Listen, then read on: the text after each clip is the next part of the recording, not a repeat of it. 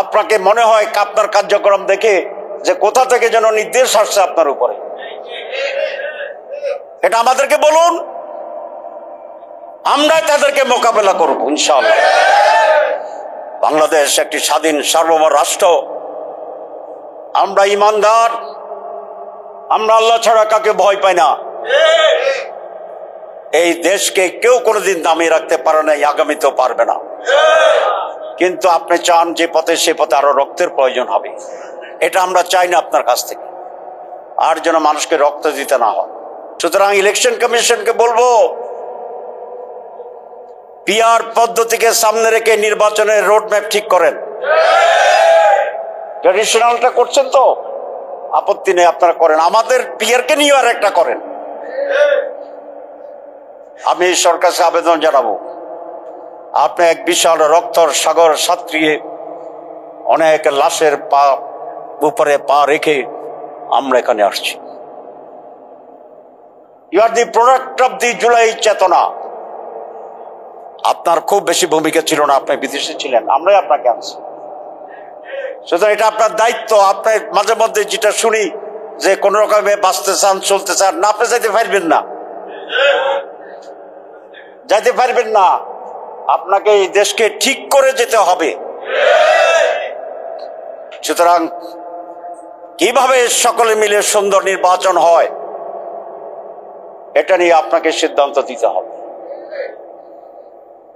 2 নম্বর হচ্ছে, আমি বলেছি সংস্কার। সংস্কার তো আপনার ইস্যু, আপনি বলেছেন, আপনার ভাষণ কি শোনাবো? সংস্কার, বিচার, নির্বাচন। আপনি সংস্কার ছাড়াই নির্বাচনের তারিখ ঘোষণা করে দিচ্ছেন। জুলাইতে আমাদের কোনো আপত্তি নেই, জানুয়ারিতে তো আপত্তি নেই, ডিসেম্বরে আমাদের আপত্তি ছিল না। কিন্তু এই সমস্ত বিষয়গুলো শেষ করেই তো নির্বাচনের তারিখ দিতে হবে। তাহলে সংস্কার কোথায় গেল আপনার? সংস্কার ছাড়া নির্বাচন করবেন? হবে না। বিচার দৃশ্যত না করে নির্বাচন করবেন? মানুষ মানবে না। আমি সেই জন্য আর সময় ক্ষেপণ না করে জাতিকে অনিশ্চিতের দিকে ঠেলে না দিয়ে একটা সুস্পষ্ট সিদ্ধান্ত গ্রহণ করার জন্য প্রধান উপদেষ্টাকেও অনতিবিলম্বে ডায়লগ শুরু করার আহ্বান জানাচ্ছি। লক্ষ লক্ষ মানুষের রাজপথ ঘেরাও করে রাখবে, লক্ষ লক্ষ মানুষ ম্যানেজ যে ইলেকশন, পরিকল্পিত ইলেকশন, সেই ইলেকশন কেন্দ্রে ব্যালট বাক্স যাইতে দিবে না। পরিষ্কার কথা। আমরা অবশ্যই নির্বাচন চাচ্ছি, আমরা আপনার ঘোষিত তারিখে নির্বাচন চাই, আমরা নির্বাচনে যাব। কিন্তু নির্বাচনে যাওয়ার জন্য, নির্বাচনের জন্য যে প্রতিবন্ধকতা, এই প্রতিবন্ধকতা আপনাকে দূর করতে হবে। আপনাকে মনে হয় আপনার কার্যক্রম দেখে যে কোথা থেকে যেন নির্দেশ আসছে আপনার উপরে, এটা আমাদেরকে বলুন, আমরাই তাদেরকে মোকাবেলা করব ইনশাআল্লাহ। বাংলাদেশ একটি স্বাধীন সার্বভৌম রাষ্ট্র, আমরা ইমানদার, আমরা আল্লাহ ছাড়া কাকে ভয় পাই না। এই দেশকে কেউ কোনোদিন দামিয়ে রাখতে পারে না, আগামীতেও পারবে না। কিন্তু আপনি চান যে পথে, সে পথে আরো রক্তের প্রয়োজন হবে, এটা আমরা চাই না আপনার কাছ থেকে, আর যেন মানুষকে রক্ত দিতে না হয়, আর যেন আমাদেরকে আর কোনো ধরনের রাজপথের সময় ব্যয় করতে না হয়। এটা এখনো সম্ভব। যারা উস্কাচ্ছেন, যারা ভিন্ন পরিস্থিতি তৈরি করছেন, ভিতরে ভিতরে কিছু করছেন, সময় হলে বুঝবেন কোনো লাভ হবে না। ওপেন আসেন, মানুষ আপনাদের ভোট দিলে আপনারা হবেন। মানুষ যদি আমাদের ভোট দেয়, আপনাদের আপত্তি কেন? পিআর এর ব্যাপারে বলছেন আপনারা, তো পিআর তো আমরা গণভোটের কথা বলছি। কি বলছি? গণভোট। জনগণ যদি বলে যে পিআর পদ্ধতি নির্বাচন হবে, তাহলে কারো আপত্তি করলে সে অগণতান্ত্রিক হয়ে যাবেন। সুতরাং গণভোট, পিআরের জন্য গণভোট, আমাদের সংস্কারের যে চার্টার সেই জন্য গণভোট দিতে হবে। এটাই একটি আইনি সলিউশন। সময় নষ্ট করলে পস্তাইতে হবে আপনাদের। সম্মানিত ভাইরা, একটি দল একদিকে আর সকল দল অন্যদিকে। আমরা সনদ চাচ্ছি, এনসিপি সনদ চাচ্ছে, ইসলামী আন্দোলন আর বাকি সব ইসলামী দল সকলে সনদ চাচ্ছে। আমাদের ভিপি নূরের যে দল সে সনদ চাচ্ছে, গণ অধিকার এবি পার্টি সনদ চাচ্ছে, আরো অনেকে সকলে চাচ্ছে। তা আমরা আম জনতা এবং কাঁঠাল জনতা সকলেই একটা দিক ছাড়া আর সকলকে আমরা একমত। তো তাহলে আপনি কিভাবে এই সমস্যার সমাধান না করে দেশের রাজনীতিকে এগিয়ে নিয়ে যাবেন? এটা কি সম্ভব হয়? সুতরাং আমি একজন দায়িত্বশীল দলের ছোট্ট একজন মানুষ হিসাবে আমি দেশের কল্যাণে, জাতির কল্যাণে সকলকে আহ্বান করব, বড় দল ছোট দল বিবেচনা না করে আসুন আমরা ওপেন বসি। কিছু শ্রোতাও থাকুক, টেলিভিশনে ফোকাস হবে কে কি যুক্তি দিচ্ছে। হওয়ার পরে আমরা আন্তরিকভাবে বসে একটা সিদ্ধান্ত গ্রহণ করব এবং সকলে মিলে আমরা নির্ধারিত সময়ে যাতে স্বতঃস্ফূর্তভাবে নির্বাচনে যেতে পারি আমরা সে ব্যবস্থা গ্রহণ করব। অনেকের মাথায় মনে করছেন যে একটা চলে গেছে, না, 2 মাস আগে জামাত ইসলামী ছিল 32% আর বিএনপি ছিল 42%। কত পার্সেন্ট ডিফারেন্স? 10%। আর 15 দিন আগে ব্রাক ইউনিভার্সিটি থেকে একটা সার্ভে হয়েছে। ব্রাকও আমাদের পক্ষে শক্তি না, সানেম যেটা এটা আমাদের ফাইলে 2 পয়েন্ট কমাই দেয়, তবে আমি বিশ্বাস করলাম। আর ব্রাকের সার্ভে হয়েছে তারা 12%, আমরা 10.5%। কত ডিফারেন্স? 1.5%। এটা যদি ডবল করেন তাহলে 3%, এটা 50-র উপরে করছে। তাহলে আগে ছিল 10% গ্যাপ, এখন হচ্ছে কয় পার্সেন্ট গ্যাপ? 3, এখন 3% গ্যাপ, আগে 10 ছিল। তো গ্যাপ কমে না বাড়ে? কমে। তো মানুষ তো বলে যে সময় যত যাইবে তত, সময় যত যাবে গ্যাপ আরো বাড়বে, এরকম আর কি। আগে এটা ছিল, এটা উঠে এটা নামের, এটা উঠে এটা নামের। তো সুতরাং নির্বাচনে জনমত কোন দিকে ফাইনালি যাবে এটা এখনো সময় হয় নাই। আমরা নিরপেক্ষতা চাচ্ছি। আমরা আপনারা আমাদের জামাত ইসলাম হয়ে যান, টুপি কিনেন, এটা আমরা বলছি না, কিন্তু অন্য কাকে ফেভার করবেন তাহলেও কিন্তু আপনাদের জন্য, এটা দেশের জন্য কল্যাণ হবে না। আমরা খুবই আশাবাদী ইনশাআল্লাহ। এবার জনগণ বলছে 48% লোক কিন্তু মতামত দেয় নাই। এর মানে কি এরা জামাত করে না? কারণ করলে তো জামাতের সাথে মত দিত। এরা কি বিএনপি করে? কারণ হলে তো বিএনপির সাথে যোগ হইত। তাহলে 48 মানুষ এখন সচেতন ভাবে অবজার্ভ করতেছে যে কোথায় চাঁদাবাজি বেশি, কোথায় চাঁদাবাজি কম, কোথায় ফাতর দিয়ে মানুষ মারে, কোথায় ফাতর দিয়ে মানুষ মারে না, আগামী দিনে কারা দখল করবে, কারা দখল করবে না, এ সকল বিবেচনার জন্য সম্ভবত আমার ধারণা তারা চুপ করে বইয়ে রয়েছে। কিন্তু তারা কি ঘুমাচ্ছে না অবজার্ভ করছে? অবজার্ভ করছে। সুতরাং দুর্নীতিমুক্ত বাংলাদেশ এদেশে মানুষ চায়। মানুষ একটা ফেয়ার ইলেকশন চায়, মানুষ একটা নির্বাচন ডেমোক্রেসি চায়, মানুষ সকলের অধিকার নিশ্চিত করার একটা বাংলাদেশ চায়। ইনশাআল্লাহ মানুষের এই সঠিক সিদ্ধান্তের মাধ্যমে একটি দেশপ্রেমিক, একটি সৎ, আদর্শিক, দুর্নীতিমুক্ত বাংলাদেশ গড়ার কারিগরদেরকেই এদেশের মানুষ আগামী সুষ্ঠু নির্বাচনে তাদের রায় প্রদান করবে বলে এই জনগণের প্রতি আমরা দৃঢ় আস্থা পোষণ। সবাইকে ধন্যবাদ। সম্মানিত ভাইরা, এতক্ষণ আমাদের সামনে গুরুত্বপূর্ণ সেই পাকিস্তানের শাসক গোষ্ঠীর বিরুদ্ধে আমাদেরকে কমপক্ষে কয়েকটি বার বড় ধরনের আন্দোলন করতে হয়েছিল, রক্ত দিতে হয়েছিল, জীবন দিতে হয়েছিল। 52 ভাষা আন্দোলন তার একটি, এবং সেই ভাষা আন্দোলনেও আমরা জয়ী হয়েছিলাম।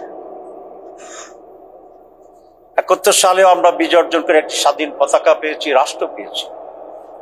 স্বাধীন বাংলাদেশেও নানা শৈল শাসককে তাড়ানোর জন্য এদেশের মানুষ আবার সংগ্রাম লড়াই করেছে। জনতার সিদ্ধান্ত ছিল সঠিক, ত্যাগ ছিল, রক্তপাত ছিল, জীবনও দেওয়া হয়েছে। কিন্তু প্রতিবারেই সুবিধাভোগী তথাকথিত রাজনীতিক নেতৃত্ব জনগণের সাথে বিশ্বাসঘাতকতা করেছে এবং অর্জিত সাফল্যকে রাজনৈতিক নেতৃবৃন্দ তাদের সুবিধার জন্য জাতীয় অর্জনগুলোকে আবার ঢাকা দিয়ে সেই শোষণের রাস্তাকে আবার উন্মোচিত করছে। সর্বশেষ আমরা যে পরিবর্তন দেখেছি, যে জুলাই বিপ্লব দেখেছি, আগস্টকে আমরা নিয়ে এসেছিলাম 5 আগস্টে, এটা আমরা সকলেই সাক্ষী। আগের গুলো ছিল ইতিহাস। আমরা মানুষ আশা করেছিল যে এই দেশে একটি নতুন ব্যবস্থার প্রবর্তন, একটি নতুন রাজনৈতিক ধারা তৈরি হবে, যেখানে কোনো ফেসিবাদ থাকবে না, স্বৈরাচার থাকবে না, একটি সুষ্ঠু গণতান্ত্রিক ব্যবস্থায় বিপ্লবী চেতনার অংশীদার সকলেইকে অ্যাকোমোডেট করে একটি সুষ্ঠু নির্বাচনের ব্যবস্থা করে আমরা পরিবর্তন আনব। বাংলাদেশের মানুষ সেদিন বলেছিল 5 আগস্টকে দ্বিতীয় স্বাধীনতা। তারা বলেছিল আমাদের আকাঙ্ক্ষা ছিল একটি নতুন বাংলাদেশ, চেঞ্জ, পরিবর্তন এবং পজিটিভ পরিবর্তন।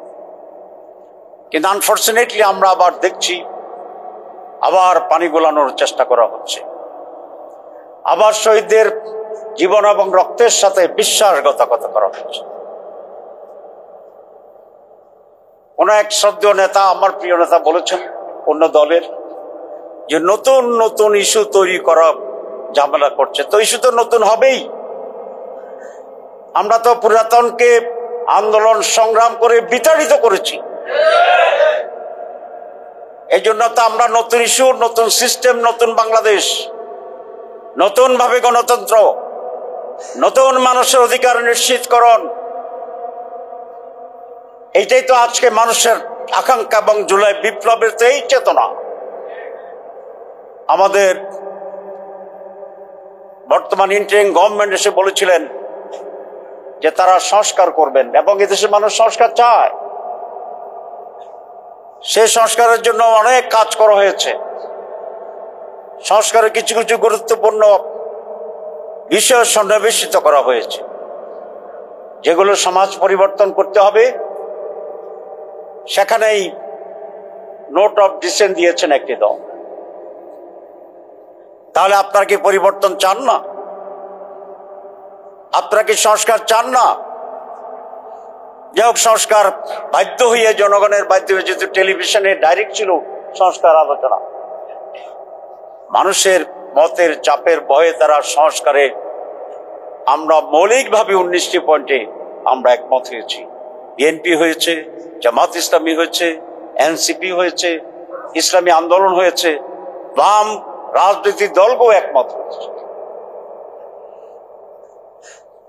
এই সংস্কারের ব্যাপারে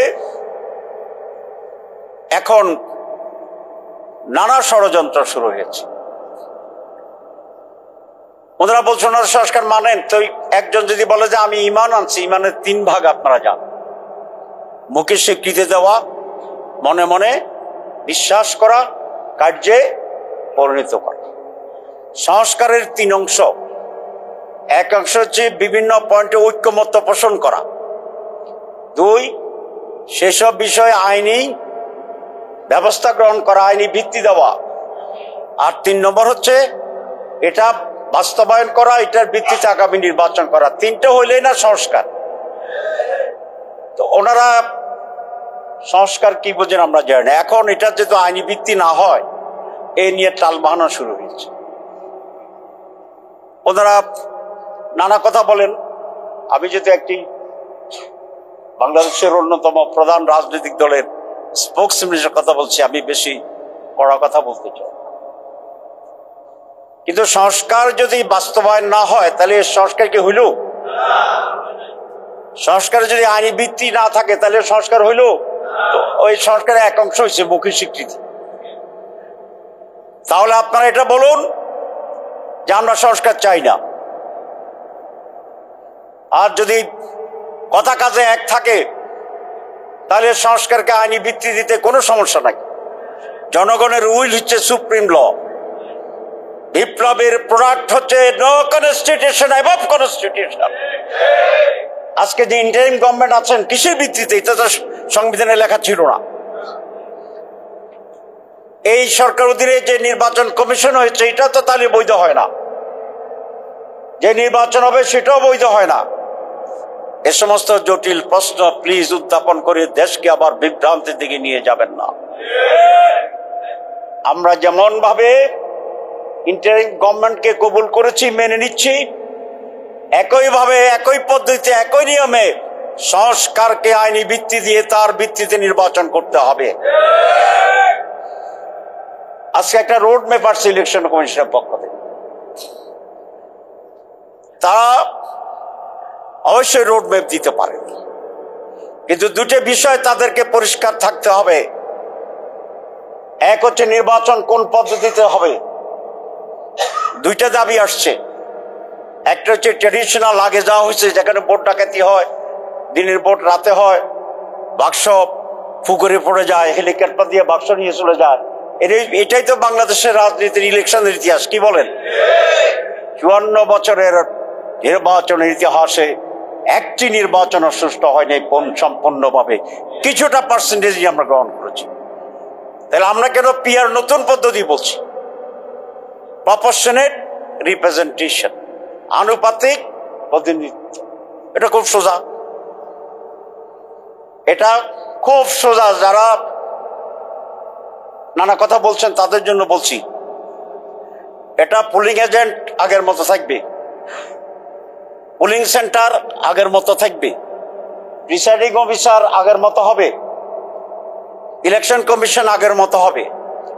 আগে একটি অঞ্চল ভিত্তিক ব্যক্তিদেরকে ক্যান্ডিডেট হয়ে ভোট দিত, এইবার ব্যালটও একটা থাকবে যে দল ভিত্তিক বা জোট ভিত্তিক লোকেরা ভোট দিবে। সুবিধা কি? এক নম্বর সুবিধা হচ্ছে কেন্দ্র দখলের জন্য অস্ত্রবাজি হবে না। কারণ যিনি অস্ত্র ব্যবহার করেন উনি জানে যে উনি অস্ত্র ব্যবহার করলেও অস্ত্র মামলার আসামি হবে, কিন্তু এমপি হওয়ার সম্ভাবনা কম।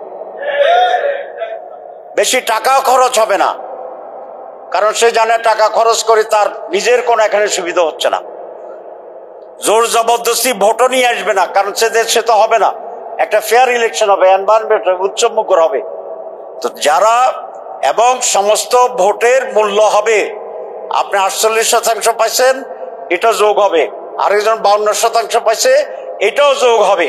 সারা দেশের মানুষ একটি দলকে কত লোকে চায় এটার বুঝেই সেই প্রপোর্শনে পার্লামেন্টে সংখ্যা নির্ধারণ হবে। এটা আপনারা বুঝছেন না বুঝেন নাই? বুঝছেন আপনারা? তো যারা এই জিনিসটা বুঝে না তারা রাষ্ট্র ক্ষমতা চালাবের মতো বিজ্ঞতা কি তাদের থাকবে? এবং সেই কারণেই তো বাংলাদেশ 54 বছরে বারবার ধাক্কা খাইতেছে। তাহলে নিয়ত ভিন্ন, নিয়ত ভিন্ন।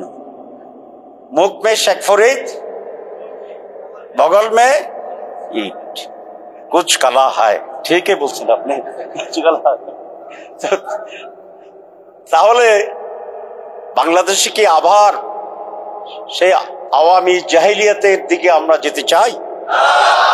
যারা ফেয়ার নির্বাচনের জন্য সকলের পার্টিসিপেটরি এই পিআর সিস্টেমকে বাধাগ্রস্ত করছে, এরা মূলত সেই অতীতের কেন্দ্র দখল, ভোট জালিয়াতি সেটারই পরিকল্পনা করছে বলে আমরা সন্দেহ করি। নির্বাচন যদি সুষ্ঠু না হয়, সঠিক না হয়, বাংলাদেশ এক মহা বিপর্যয়ের দিকে চলে যাবে। আন্দোলন আর আন্দোলন, হাসিনার বিরুদ্ধে এত আন্দোলন, এত সংগ্রাম করে আমরা একটা নতুন পরিস্থিতি তৈরি করেছি। আবার ভোট ডাকাতের নির্বাচন, সেই দিন যেদিন ভোট ডাকাতের নির্বাচন হবে সেই দিন সেই মুহূর্ত থেকে আবার রাজপথে আন্দোলন হবে। তাহলে আপনারা কেন আন্দোলনের জন্য সেই পরিস্থিতি তৈরি করছেন? আওয়ামী লীগ যখন ছিল ভারতপন্থী জনগণের স্বার্থের বিরুদ্ধে একটি দল ছিল। আমরা তো এখন যারা আছি সকলেই এন্টি আওয়ামী লীগ। সুতরাং আসুন আমরা আলোচনা করি, পিয়ার নিয়ে আলোচনা করি। আপনি বুঝেন না বললে তো চলবে না। আমরা যারা বুঝি তাহলে তাদেরটা কি হবে? আসেন আলোচনা করেন। যারা পিয়ার চাচ্ছেন না আসেন, আমরা যারা পিয়ার চাই আসেন। আসার পরে যেটা কল্যাণকর হয় সেটাই তো আমরা গ্রহণ করব দেশের জন্য, ঠিক আছে কিনা? যদি আপনারা প্রমাণ করতে পারেন যে এই system Uttam, will accept it. আপনারা প্রেস ক্লাবে বলেন যে আমরা আলোচনা করে যেটা উত্তম সেটা আমরা গ্রহণ করব। আমার কথা কি যৌক্তিক না অযৌক্তিক? যৌক্তিক। তো যুক্তি না মানলে তো এর বিপরীতে কি হয়? সংঘাত, সংগ্রাম,